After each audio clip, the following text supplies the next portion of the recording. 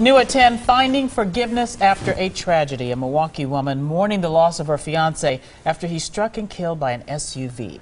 The driver of that vehicle was also killed. It all happened early Saturday morning near 35th and Silver Spring. Tonight, both families are talking only to our Jermont Terry. Jermont? Charles, along this busy road here on Silver Spring Road, there are two roadside memorials just feet apart. The first for the pedestrian Lonnie Bowen, the second for the driver Byron Holloway. Now two families torn and left with so many questions.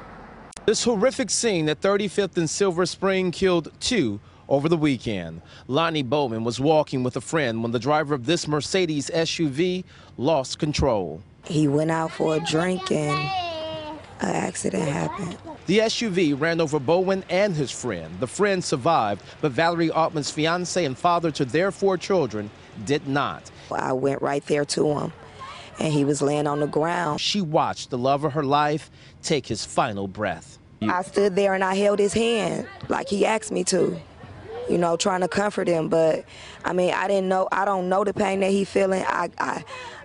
I really can't explain how he, you know, was feeling or whatever. The investigation shows the driver, Byron Holloway, somehow lost control as he jumped into the SUV. Police say speed was a factor. Holloway's family tells me he, too, was a loving father and husband. The guy, he couldn't get in the bar and he left speeding and he hit him. 2 men gone in a moment, and despite the unknowns, Altman tells me there's no one to blame. They said that it was an accident, and that's what I want to take it as. And police are classifying this as an accident as well. That second pedestrian that was hit here on 35th and Silver Spring is still in the hospital, but he is expected to survive. To make matters worse, Bowen's own father died in a homicide the same day, just hours later, so his family is dealing with double the tragedy. Reporting live tonight at 35th and Silver Spring Road, Jermont Terry, today's TMJ4. So much tragedy. All right, Jermont, thanks.